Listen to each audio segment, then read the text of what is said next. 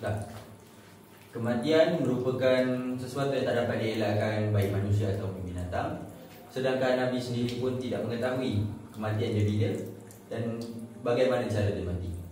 Dan hari ini saya bersama rakan-rakan pasukan saya yang bernama Ahmad Izhan, Muhammad Fikri dan Zakwan Fitri dengan calon mayat kami yang bernama Muhammad Adli dan saya Muhammad Rizwan Al-Nawara, dan kami akan membentangkan cara mandi jenazah yang terbakar.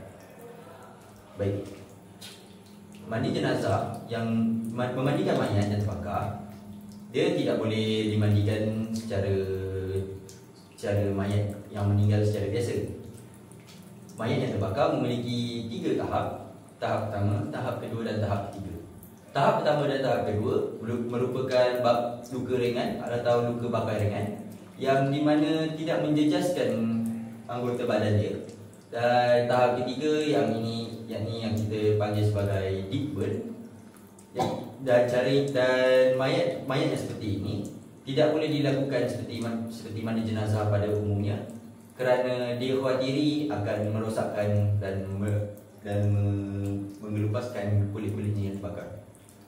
Kawan-kawan saya di sini bertiga akan mendemonstrasikan cara untuk memandikan jenazah ini. Baik, boleh mulakan sekarang. Baik, okey. Di sini kita akan melakukan cara-cara untuk melakukan proses jenazah kebakaran. Yang pertama sekali ialah cara-caranya kita haruslah membuang najis pada permukaan kulit dan menekan perut bagi mengeluarkan segala najis yang ada di dalam. Cawan, niat dulu. Okey, di situ pada permulaannya kita haruslah niat untuk memandikan jenazah. Dan niatnya kita jelaskan sahaja dalam bahasa Melayu, iaitu niatnya sahaja aku memandikan jenazah ini kerana Allah SWT. Langkah kedua, kita harus menyiapkanlah segala kelengkapan yang diperlukan untuk memandikan jenazah, seperti air panas, sarung tangan, kain untuk menutup aurat, sabun yang ini jika berkemungkinan, dan gayung atau kain lap yang bersih. Kemudian kita perlulah meletakkan jenazah di atas papan mandi dalam posisi terlentang seperti ini berserta menutup aurat. Langkah kedua, kita perlulah membersihkan najis mayat. Yang ini kita perlu membersihkan najisnya di bahagian depan dan belakang dengan secara hati-hati. Jika najis tersebut berada di dalam perut, maka hendaklah ditekan dahulu perutnya sebanyak 7 kali secara perlahan untuk memastikan najis-najis yang tersimpan di dalam badannya terkeluar secara habis. Okay, di sini kita akan melakukan proses untuk mengeluarkan segala kotoran yang berada di dalam perut. Okay, tidak boleh menunjukkan cara-caranya. Kita akan tekan perut dia sebanyak 7 kali. 1, 2, 3, 4, 5, 6, 7. Okay. Lepas kita haruslah memeriksa bahagian bawahnya untuk memastikan sama ada bahagian najis benar-benar keluar dan tidak lagi tersisa. Setelah selesai proses berikut, Fikri boleh menjelaskan proses berikutnya? Kita akan mulakan mandikan jenazah daripada kaki hingga ke kepala. Mulakan daripada belah kanan, belah kiri. Jadi betul lah itu.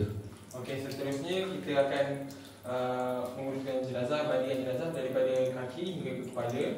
Mulakan daripada belah kanan, lalu ke belah kiri, dari atas daripada bawah ke atas. Okey, saya akan melakukan demonstrasi di sini.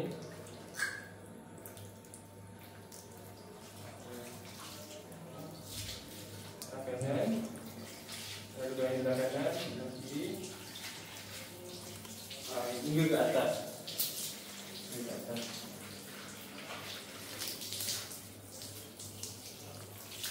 Sebaik-baiknya kalau ada sabun, kita sabunkanlah.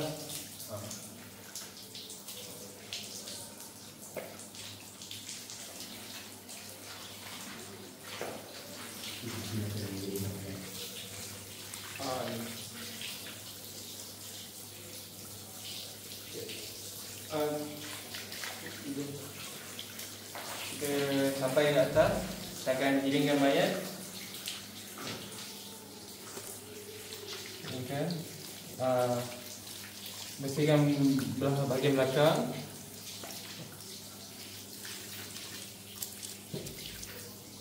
Serta bersihkan bahagian rambut sehingga menyelati setiap ubun-ubun yang ada. Serta bersihkan bahagian belakang telinga. Okey, seterusnya setelah selesai bahagian kiri, kita akan melakukan bahagian lain pula. Kita sudah selesai bahagian, maka selesaikan satu lagi bahagian untuk memastikan mayat ini dibersihkan secara keseluruhan. Kita iringkan pula. Kita iringkan mula di bahagian kanan dan kita akan membersihkan secara perlahan. Pastikan untuk membersihkan mayat ini di bahagian punggung dan di bahagian hadapannya telah dibersihkan secara terperinci lah.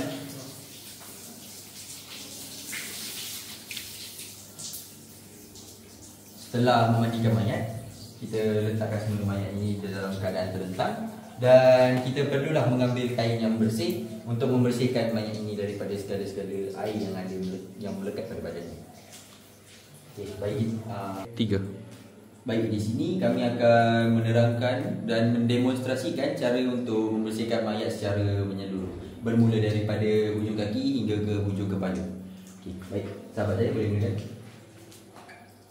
Baik, kita mulakan dengan bahagian kaki dahulu. Bersihkan segala kotoran-kotoran yang ada di kaki, termasuklah sela-sela jari kaki, di bahagian betis, paha dan selengkang bahagian bawah ni.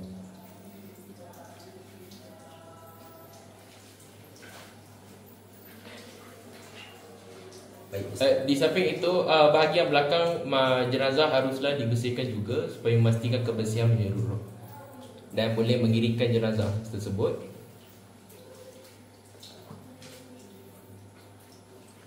Baik, setelah kita membersihkan keseluruhan bahagian bawah, kita boleh beranjak pula kepada bahagian tengah iaitu bahagian badan dan mula membersihkannya secara perlahan di bahagian depan, belakang, kiri dan kanan mayat.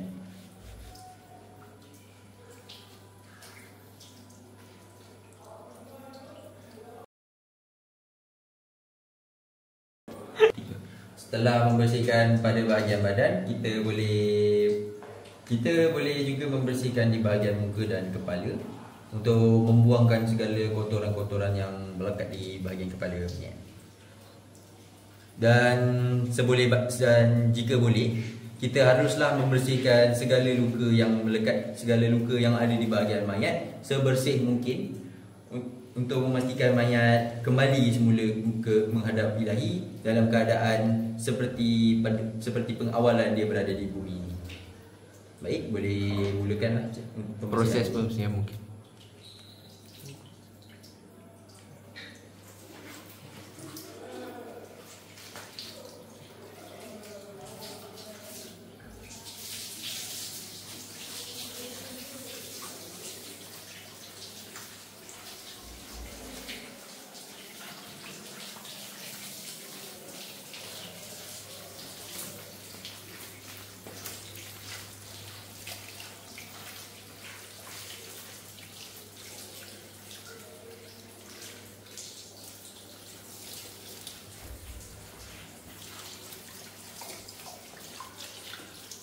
Di sini sahabat-sahabat saya sedang melakukan proses pembersihan menggunakan air setelah dilapisi sabun.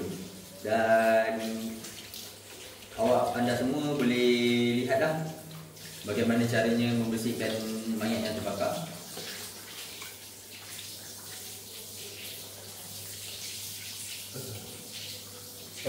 Untuk mengelakkan jenazah daripada mengalami kemasukan air di rongga-rongga, para pembersih jenazah haruslah menutup setiap rongga sebelum menjuruskan air ke bahagian mulut,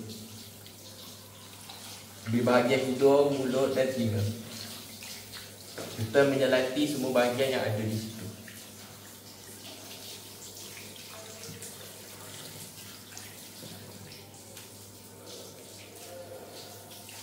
Setelah selesai menyelati rambut berikut, proses ini telah selesai dilakukan.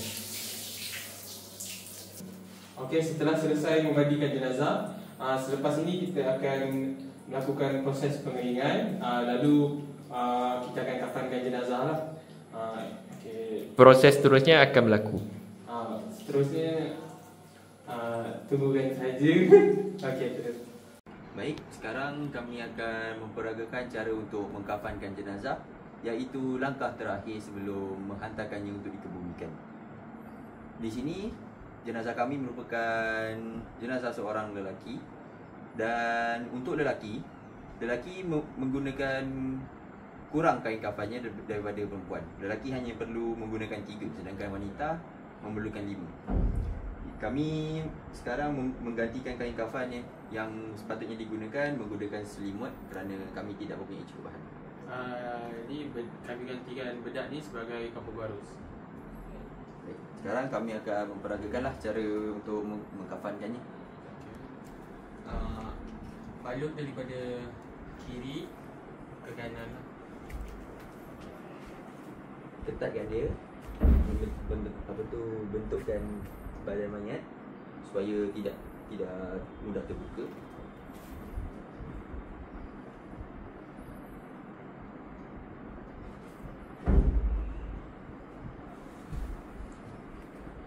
Ya, setelah dibaluti, kita perlulah meletakkan kapur barus di atas kain kafan, di atas permukaan utama kain kafan mayat.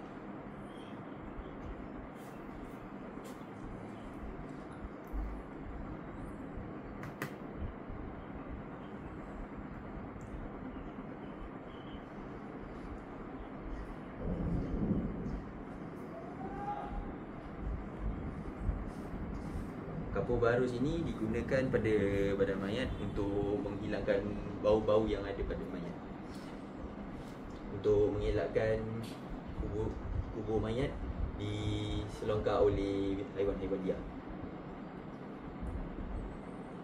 Penggunaan kapur barus hanya digunakan pada permukaan pertama kain kafan mayat, dan selebihnya tidak diperlukan dan dibungkus saja seperti biasa.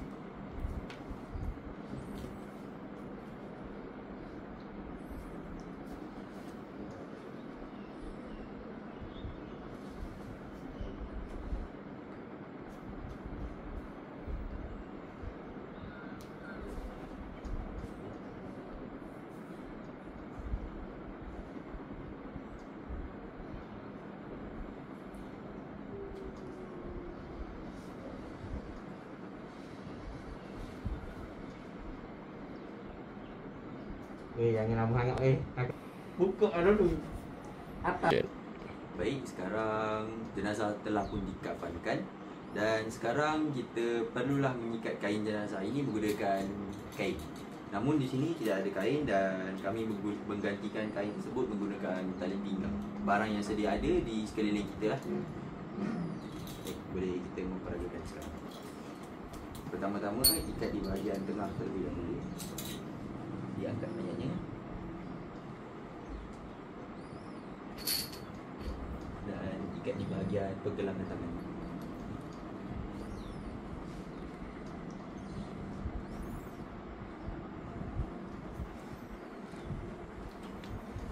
Dan ikat di bahagian dada.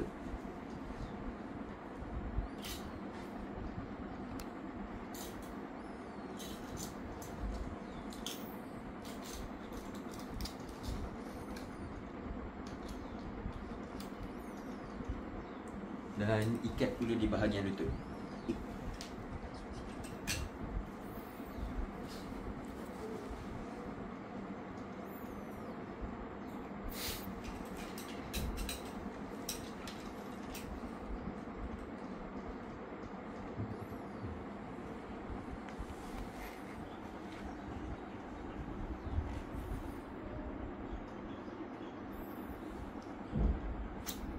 Perkara ini dilakukan demi mengelakkan kain kafan mayat terbuka semasa mengangkat. Baik, dengan ini proses mengkafankan jenazah telah pun selesai, dan sekarang langkah terakhir iaitu mengusung jenazah dan bawa dia semula ke tempat perkebumiannya. Dan ini wabillahi taufik wal hidayah. Assalamualaikum warahmatullahi wabarakatuh.